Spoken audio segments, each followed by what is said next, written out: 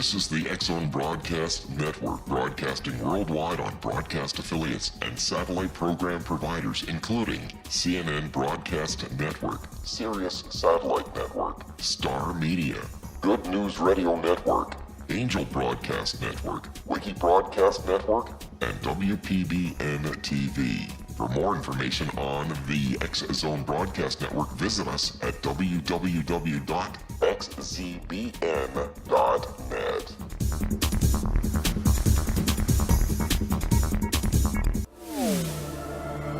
The X-Zone Radio Show with Rob McConnell is largely an opinion talk show.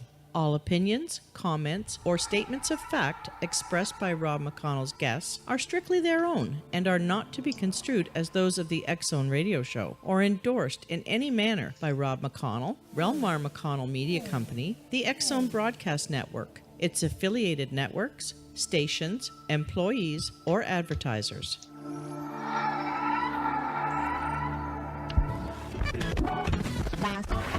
All Hit Radio.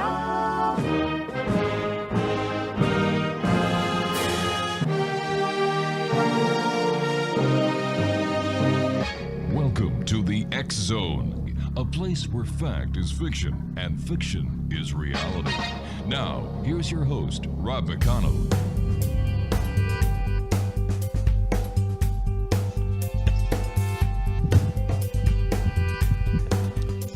Welcome back, one and all. This is the X-Zone. I am Rob McConnell, coming to you from our broadcast center in Hamilton, Ontario, Canada.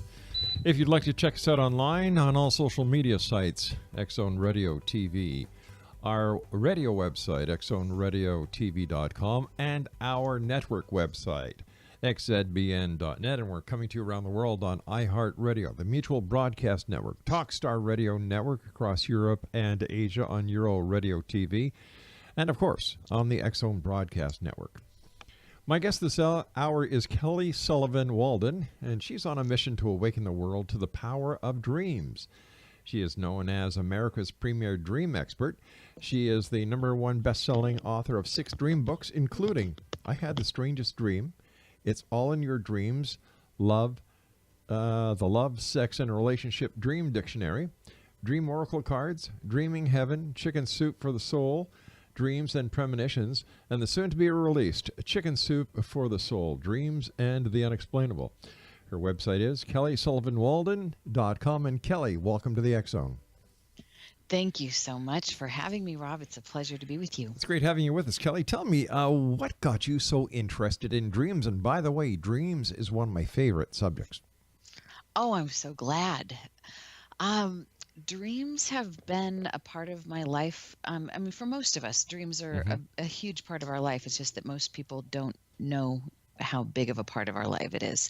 I started paying attention to dreams when I was about 5, and because I have a younger sister, that we would have tandem dreaming experiences. I think because of that, we would share about them in our waking life, and that became kind of this, without realizing what we were doing, we were bridging the gap between dreams and our waking reality, and that became a habit. So that became a normal thing that we did, and I didn't know that everybody wasn't doing this or that it was anything special, but the fact that we would show up in each other's dreams, have similar dream characters, similar dreamscapes, and even talk out loud in our dreams to each other from inside the dream, made it so that dreams were just, they kind of weaved between the sleeping time dreams and the waking dreams. So that's how I got started in that. Wow. Does everyone dream? We all dream. It's been clinically proven that we all dream between 3 to 9 dreams every night. There's some people that are on heavy medication. They have a difficult time remembering dreams, or their dreams get sublimated. They don't necessarily have the full dream cycle that would help them be more psychologically balanced. But most of us, 99% of us, if we're at all functioning, then we're dreaming 3 to 9 dreams every night. Wow. Why are some dreams reported in black and white and other dreams in color? That's an interesting one. From what I understand, I believe that most of our dreams are actually in color. We see things with our visual cortex in our dreams, similarly to the way we process them in our waking reality. So the issue tends to be that sometimes certain colors will stand out more vividly. So it seems like all of a sudden here's a dream that's clearly in color, Right. whereas by contrast, everything else is in black and white. But that's not necessarily true. Although there are some dreams that are very specifically black and white, and those tend to stand out. Now, there was a research study done years ago about people that grew up with black and white television versus color television, and it's believed that people that lived during that era that had black and white TV as a big part of their early upbringing, and then early adulthood, we could say, that they would sometimes process more dreams black and white. But to me, what stands out is when there is a color or when there is a specific black and white element, that's a symbol unto itself. It's something to additionally drill into and discover, and we can talk more at length about what the colors might mean or what black and white might mean symbolically. Sounds like a plan. Kelly, please stand by. Thank you so much for joining us. Exonation, Kelly Sullivan Walden is our special guest.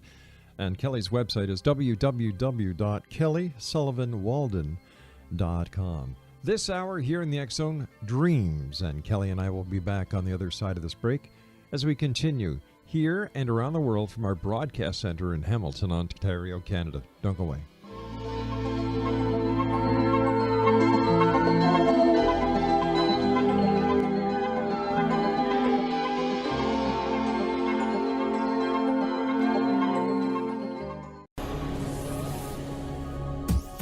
This is the X Zone Broadcast Network, broadcasting worldwide on broadcast affiliates and satellite program providers, including CNN Broadcast Network, Sirius Satellite Network, Star Media, Good News Radio Network, Angel Broadcast Network, Wiki Broadcast Network, and WPBN TV. For more information on the X Zone Broadcast Network, visit us at www.xzbn.net.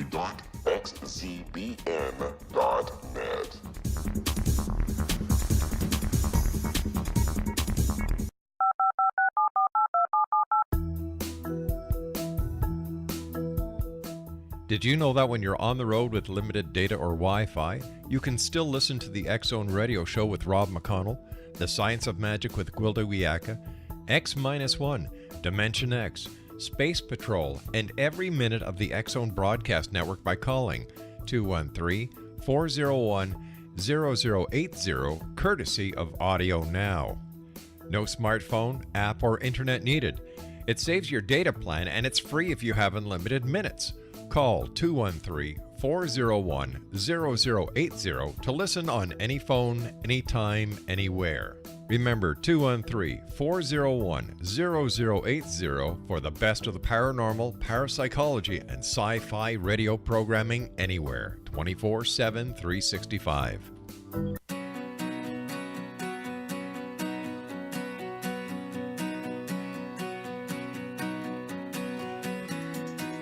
Welcome back, everyone. Kelly Sullivan Walden is my very special guest. We're talking about dreams this hour here in the X Zone. And if you'd like to get some information about Kelly, her website is Kelly Sullivan Walden. And Kelly has an upcoming book that we're going to also be talking about, Chicken Soup for the Soul, Dreams and the Unexplainable.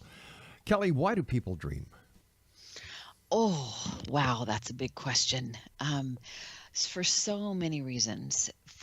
I would say, on the very most basic level, we dream to be sane. We dream to be able to have a way, like a filing system, to be able to put all of the data that we accumulate all day mentally into bins of what we need to keep, what we need to sort out, and what is kind of the red hot items, so that we can function in this world, especially this current world that has so much data flying at us. But I would say, on a more esoteric spiritual perspective, our dreams remind us that we are connected to something much greater than our physical reality. And often we'll have dreams that connect us with people from the other side, people that have passed on, or we get a glimpse of coming attractions. We get a sense of, there's been people that have sent dreams to me. They were in the middle of a health crisis or a financial crisis, and then they get a dream that gives them tremendous comfort or tremendous insight about how to navigate their way through their issues that never could have occurred to them in their regular waking logical state of mind. So from a higher perspective, I think our dreams help to evolve us into what I like to think of as human 2.0, the better, more enlightened version of who we're capable of being. Would you say, based on your expertise as a dream expert, that the dream realm is an alternative reality that we all encounter each and every night? I like the way you put that. Yeah, I do. I think, some shamanic practitioners or shamans would say it's the reality. It's not just an alternative reality, that this waking state that we're in right now is more of an alternative reality. But just like, we're doing a radio show right now, there's all kinds of radio signals and there's different stations that you can access on the dial.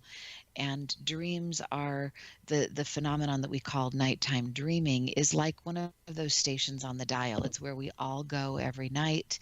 And within that circuit, within that station, we could say there's a bunch of substations.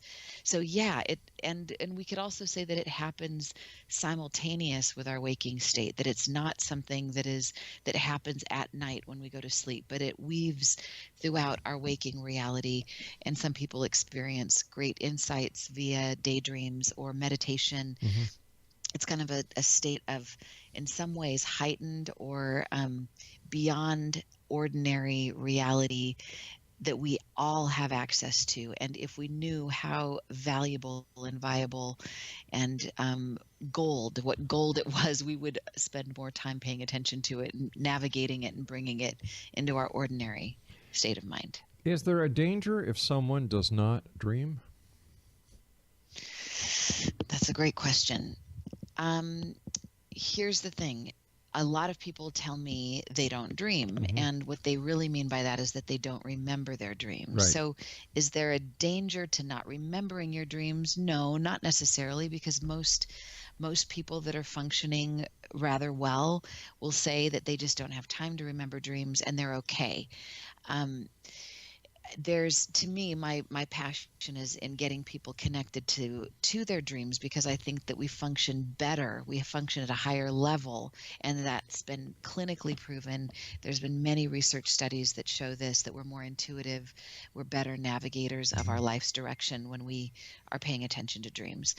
But to those people who don't literally dream, the ones who have some kind of a psychological Block. disability, Right. or they're on such heavy medication, there is a danger. Actually, there was a study done years ago where they interrupted sleeping people. They interrupted their REM cycle for 3 days in a row, and they were all healthy, normal, functioning people. But because their REM cycle, and that's where you have your rapid eye movement, that's where your deep, bigger dreams happen every 45 minutes as you sleep. Because those cycles were interrupted within 3 days, even though those people were still getting sleep, because their big dreams were interrupted, they began to display signs of psychosis, because they weren't dreaming. So that study kind of indicates that we sleep in order to dream, and we dream in order to, at the very least, be sane, and on the higher level, to be able to evolve and become more enlightened. What is the physiology behind dreaming? Okay, well, I'm not a scientist, but I know a little bit about it. And one thing that I know is when we're awake, let's just contrast what happens when we're awake versus when we sleep. Our prefrontal cortex, which is our evolved brain, as some would say, it's our logic, our reasoning, our willpower. It's what governs most of our thinking throughout the day when we're awake. Mm-hmm.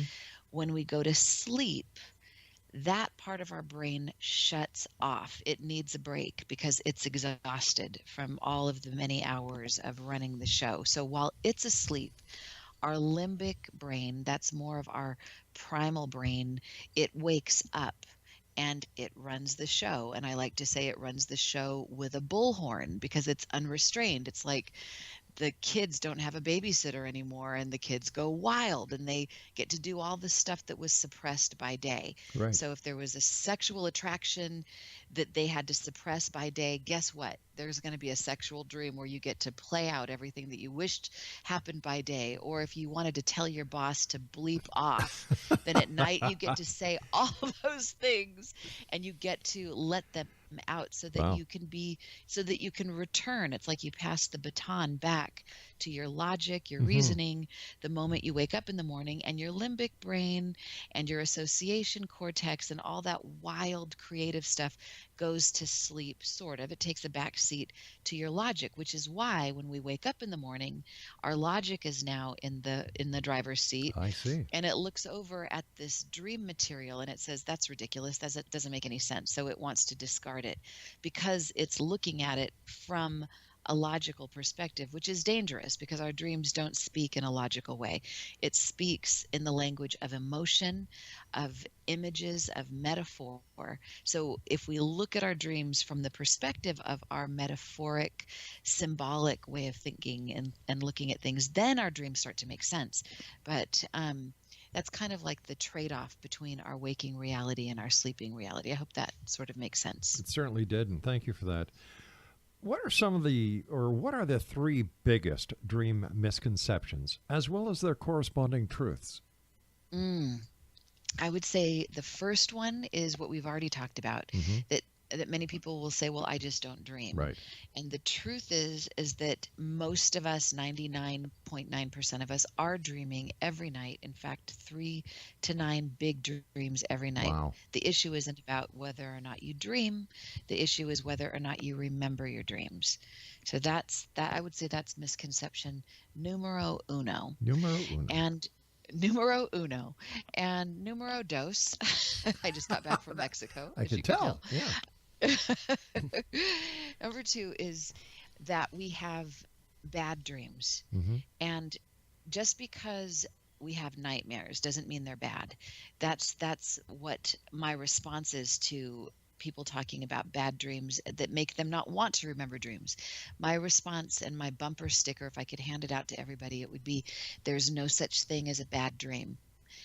Every single dream, even the scary ones, even the terrifying dreams, come to us in service of our health, our healing, and our wholeness. So we would retrain our brain from saying, oh my God, that was a horrible dream. I want to forget about it, or I want to ditch it, or I don't want to remember dreams. We would say instead, wow, I had a scary, scary dream. Yay, I must be healing something. I must be really moving through a rite of passage. I'm learning something about my own power. Yay, isn't this exciting? So, Why haven't dreams been more carefully studied and understood and been part of the learning of what we call to be reality? oh, but there has been. Oh, there is so much research. It's just a matter of it hitting mainstream. And I think your question is excellent because it's just like so many things. And I know that on your show you touch on UFOs and information that's not necessarily mainstream, but it doesn't mean that the research isn't there. Right. It doesn't mean that it hasn't been going on just beneath the radar all these years, right in front of our faces. It's kind of like that saying and that reality about when we're looking for something, we find it. And when we're not looking for it, even if it's staring us straight in the face, we won't see it. So like they talked about the primitive people that saw the ships coming over, Columbus's ships coming over to North America, and how they didn't recognize them as ships because they didn't know what a ship was. Right. So until later when people go, oh, that's a ship, and we see it coming. If you don't know what it is, then it just goes into the discard heap in your mind. But when you later, I mean, this is a silly metaphor, but somebody once years ago gave me one of those gift cards that was like a Visa gift card that you can buy at a grocery store. And I thought, that's such a cool thing. It's like a little credit card and you can buy that. Where do you get those things? And all of a sudden, because it was on my radar, next time I went to the grocery store, I saw them all over the place. And I said, oh, did you all just get these? No, we've had these here for years. I thought, what? They're right at the checkout stand. Right, yeah. They're everywhere. But I never, ever saw them. And they're such a simple, basic, ordinary thing. So I think it's just the matter of Justin Timberlake has a song called Bringing Sexy Back. I think I'm bringing dreams back so that it becomes this thing like, oh, duh, I should have had a V8. Oh, yeah, I could have been remembering these dreams all along. It's all here. It's been here all along. Right. What are some of the life-changing as well as multi-million-dollar ideas that have come to people in their dreams? Well, this actually ties into, you asked for the 3 dream misconceptions, and here's one misconception. Okay. Dreams don't have practical value. So there's some very logical, successful, busy people that say, well, dreams are nice and fine and fabulous, but I don't have time. From the moment I wake up in the morning, I've got a busy schedule. I'm an important person. Bada bing, bada boom. And the truth is, if you're really that busy and you're really that important, you would definitely take at least 5 minutes every morning to pay attention to your dreams. When you realize how many valuable dream insights have contributed to life, to people's prosperity, to the prosperity of our world. And so I think that we would all do that. So some $1 million ideas. One example is somebody that I know personally. All right, we're going to have a little bit of a cliffhanger of mine. So we're going to have a really cliffhanger happened. here. We're going to it's have not to just something. We're going to have to have a cliffhanger because I've got to take my news break at the bottom of the hour. You got it. All right, Kelly Sullivan Walden is my guest this hour, X-Zone Nation. Her website is www.kellysullivanwalden.com. And when we come back, we're going to hear about $1 million ideas that have come to people in dreams and much more. Dreams is the topic this hour here in the X-Zone with yours truly, Rob McConnell, from our broadcast center in Hamilton, Ontario, Canada.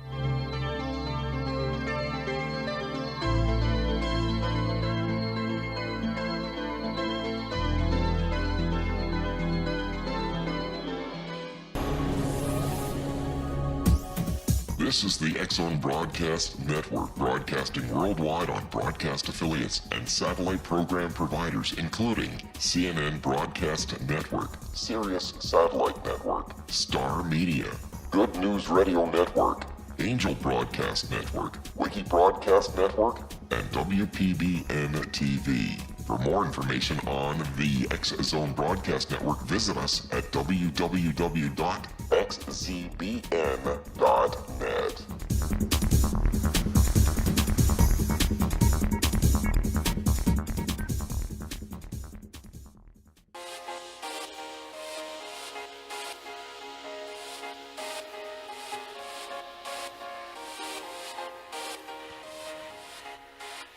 X-Zone Nation, Kelly Sullivan Walden is our special guest. Kelly's got a new book coming out very shortly entitled Chicken Soup for the Soul, Dreams and the Unexplainable. But Kelly has a number of books all over the place. If you'd like more information about Kelly or her books, visit her online at www.kellysullivanwalden.com. All right, Kelly, before we went to the news break, we were just got into the topic of multi-million-dollar dreams. And you were going to tell us a few stories. Yes. Let me start with one, and then one that is in the new book, Chicken Soup for the Soul, The Dreams and the Unexplainable. But this first one is somebody who was in a dream group with me. He was in real estate. The market was tanking, and he was stressed and worried. And he went to sleep and did what I encourage everybody to do, which is ask your dreams a question. It's called dream incubation. Before you go to bed, you ask a question about. You say to your dreams, I would like, help me dream about X zone, whatever the issue is du jour that you're dealing with. So he said, please help me figure out what I'm going to do financially. So he had a dream that seemed to make absolutely no sense when he woke up The dream was simply about the cell phone towers. And he was commenting in his dream about how ugly they were and how unsightly they were. So in his dream, he was attaching branches of trees to the cell phone towers in kind of this makeshift way. And so he woke up, he wrote his dream down. It made no sense. And then he drew a picture of what he dreamt, cell phone towers, and then with a tree superimposed on top of it. And he thought, oh my God, this has to be my new business. He was covered in chills. He patented his idea, his fake tree design idea. And now throughout every urban area in North America and probably beyond, there are fake tree designs covering cell phone towers so that they don't look so unsightly. And the dude is a multimillionaire. So there you go. That's one idea. Can I tell you another one? Please that do. isn't multi-millions, but it's a lot of money. So the long story short is, this woman, and I don't have her name on the top of my head, but it's in the book, Dreams and the Unexplainable, Chicken Soup for the Soul. Anyway, the story starts off with her running an antique business that was a very sweet company business that she started with her mom, and she realized that she herself wasn't that passionate about antiques, and it showed because she had no business. Literally, sometimes in a day she would make $10, or some days no money at all. And her business was really declining. All of her savings she'd gone through all of it. She was stressed to the max, and she just kept having a series of dreams during this very stressful time that she was winning the lottery. And so she did something uncharacteristic to her. She went and she bought lottery tickets, and nothing came of it. She thought, okay, that's ridiculous. Nothing's coming of it. But on the final night that she's closing down her shop, literally like packing everything, she's saying to the universe, if there is a lottery that I'm supposed to win, you got to give me more specific information. Like, what are the numbers? Like, give me something I can grab onto. In her dream, she saw the liquor store that she was supposed to go to, and she saw the name of the kind of lottery tickets to buy. It was called Lucky for Life. And she saw a series of numbers, and she woke up, wrote all of that down, and of course marched right over to that liquor store that she recognized from her dream. And she asked the guy, is there something called Lucky for Life? And the guy said, well, it's a matter of, there's like 20 different kinds of lottery tickets you can buy, and there is one called Lucky for Life. And she purchased that one, several of them, and she filled it out, and lo and behold, she won the jackpot. And the woman gets something like $20,000 a month for the rest of her life. Wow. Good for her. These are the kind of stories I like, because people are made happy. Happy people make me happy.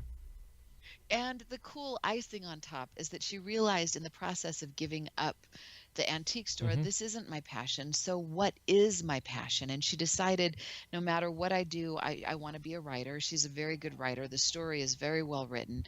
And she's dedicated herself to going back to school, getting a master's of fine arts degree, and she's writing all kinds of short stories. So she's pursuing what she's really meant to do. And so there's, the added benefit of she's not just won the lottery and now she's drinking alcohol every day, and she's like, become a mess. But she's like really using that to be truly lucky for life, doing what she's here to do. I think the fact of the dream having the liquor store in it was kind of a bit of a telltale sign there. Right. She could have gone one of two ways. Well, but she just right. Well, at least she's happy. She's very happy. There's another story that involves liquor, if you don't mind me telling you this one. No, It's not I about, love them. There's a woman who is she comes into money that has nothing to do with her dreams. Like there's an inheritance, and she spends it all on a property. And for the next 5 years, she's in property hell trying to get contractors, and just reconstructing this house, and it's 5 years of hell. And she has a dream towards the end of this where she's in a bar. I don't know why there's so much alcohol showing up in our conversation right now, but she's in a bar, and a woman that kind of looks like her walks up to her with a glass, and she thinks the woman's going to offer her a drink, but instead she smashes the glass into her forehead and yells at her, "Wake up." And the woman literally wakes up in her bed, and she had reached for a glass of water as she was asleep and had hit herself on the head, and it woke her up, and she realized, I've been sleepwalking for the last 5 years. What the hell am I doing? So she ends up packing everything up, selling everything she has, going backpacking across the world, and having this incredible adventurous experience and getting out of this hell that she had been in. And that dream was what shook her awake. It was like she told her higher self, telling herself, "Wake up or I'm going to smack you." And she kind of did. Unreal. I don't know why I love that story so much. I don't know why two of your stories have liquor stores in them. I don't know. I think I need a drink. Just kidding. I'll drink to Maybe that. I do. You just did come back from Mexico, so maybe. I did. A little tequila. It was my birthday 2 days ago. So Oh, belated yeah. happy birthday.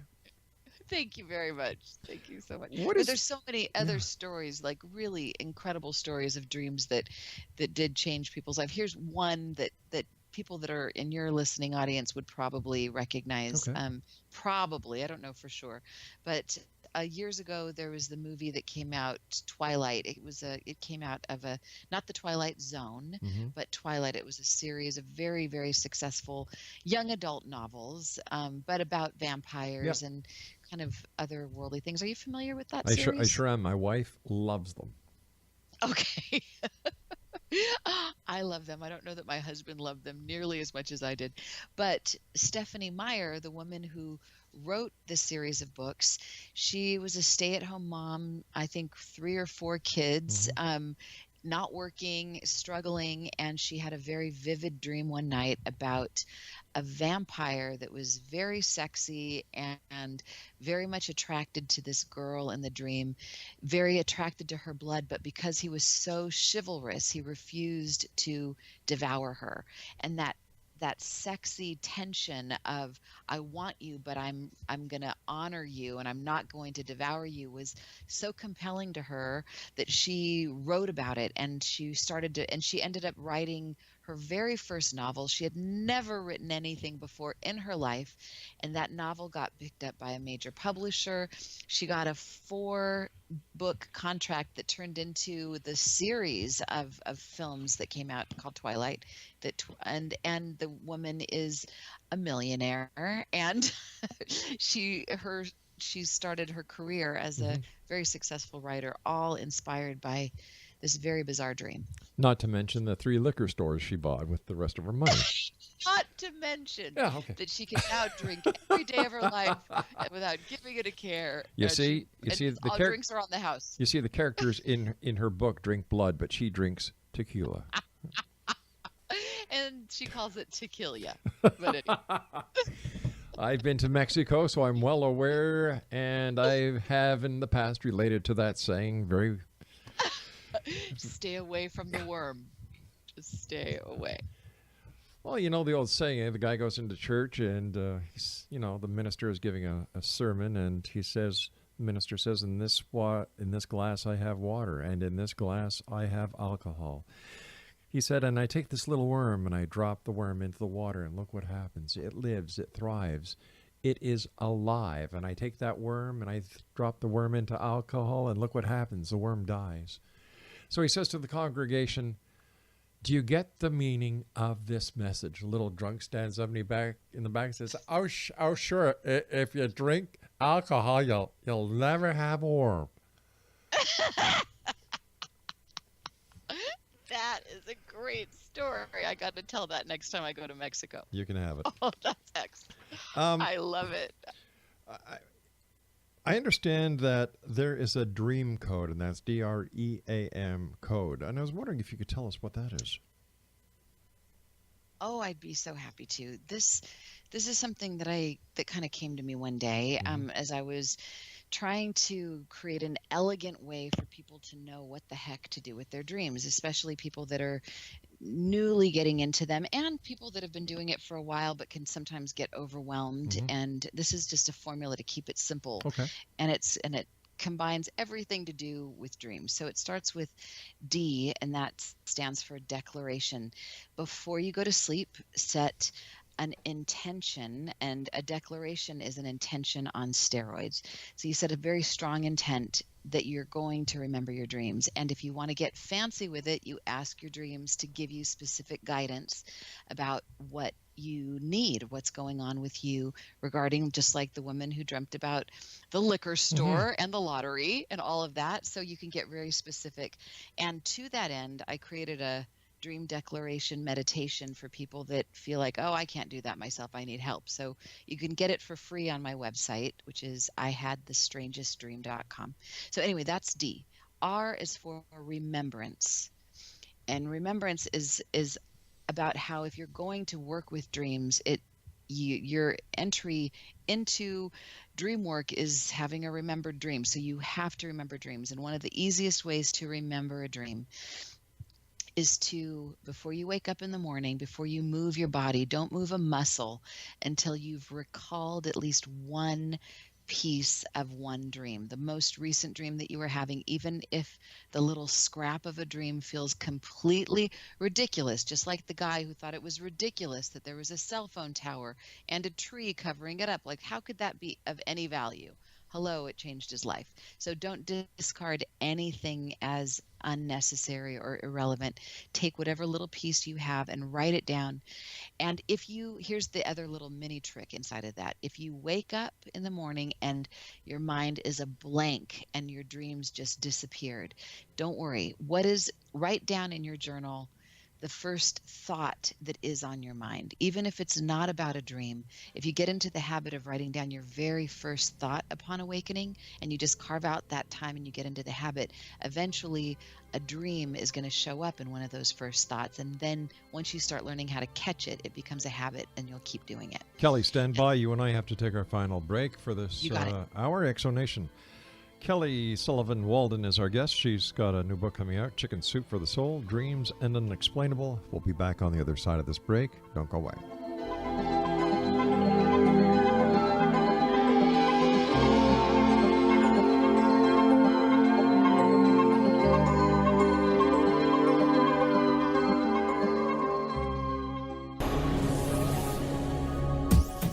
This is the X-Zone Broadcast Network, broadcasting worldwide on broadcast affiliates and satellite program providers, including CNN Broadcast Network, Sirius Satellite Network, Star Media, Good News Radio Network, Angel Broadcast Network, Wiki Broadcast Network, and WPBN TV. For more information on the X-Zone Broadcast Network, visit us at www.xzbn.net.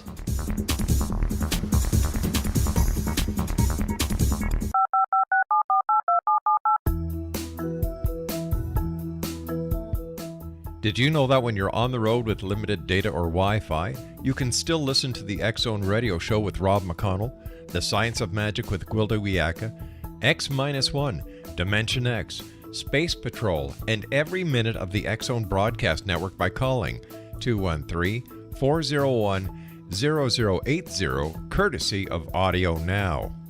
No smartphone, app, or internet needed. It saves your data plan and it's free if you have unlimited minutes.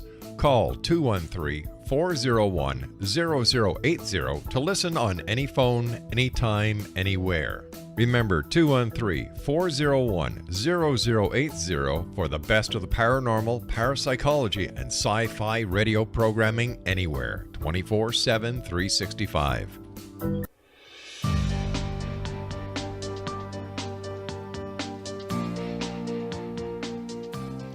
Kelly Sullivan Walden is our guest this hour, Exonation. Her website is kellysullivanwalden.com. We've been talking about dreams.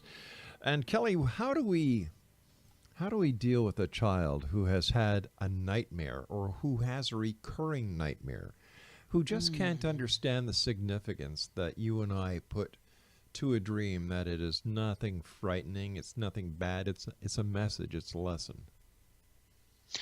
Oh, this is a great question. I love this. I think there's so much research actually, and my own and clinical research that's out there about great ways to work with kids. And one of the best things to teach them, first of all, as a parent, one of the best things to remember is to not invalidate the kid and not say it was just a dream. It's not real, because to the kid it was real. It happened, and that starts to invalidate their reality, and it begins the process of them doubting themselves and not trusting themselves and maybe keeping secrets from you. So you want to say, to comfort them, you're awake now, I'm with you, you're okay. You can say all of those things. And then you can also say, your dream, you are the director of your dream. So let's make this, if your dream was a movie, know that a nightmare is an unfinished dream. So you can finish the dream. And if you want to draw how you wish it would, kids love to draw, or they can talk it out, or they can do a play acting kind of a thing. But you can say, what would you like to do to make it so that you end up being strong or powerful? So you can shrink the bad guy. You can turn the tables on the bad guy and start chasing them. You can put them in a little jar, or you can, send them to the liquor store, and I don't know. There's the liquor store again. Now we're turning kids into boozers. Oh my God, I am Irish after all. No, but you can tell them. There's one example I love about a kid who had a dream about a man chasing him with a gun. And because he just robbed the liquor store, right? Exactly. The kid's like, no, I want some tequila. But so really, he tells his mom says, well, what would you do if you could do anything in the dream and you could change it? And the kid thought about it, and he said, well, the guy would still have a gun and he'd still be shooting at me, but instead of it being bullets, it would be chocolate bullets, and I would open my mouth and I would eat them. And then he said, okay, now, and then he starts getting into it. He's like, and I would turn the guy into a chocolate bunny like I get at Easter time, and I would chase him, and then I would eat him. And the kid was so happy. Yeah. So that was imagery rehearsal therapy. This is the official fancy term that they call it. And so what the kid did was, this was the new way that he would enact this dream in his mind if it should happen. Wow. And he remembered what to do with it the next time. So this is something that we can all do. Just know that a nightmare is an unfinished dream. And as the director of your dream, it's up to you to put a happy ending, whatever that means to you, on your dream so that you are empowered. You're Irish, right? As you so proudly stated. Yes. So am I. So am I. Top of the morning to you. And the rest of the day to yourself. There you go. Oh, you could kiss the Blarney Stone. I've been known to shoot it as well. Listen, what do you know what the difference between an Irish wedding and an Irish wake is? No. One less drunk. We'll just leave it at that. Oh, I love you. Thank you, dear. I love you. Jesus, Mary, and Joseph.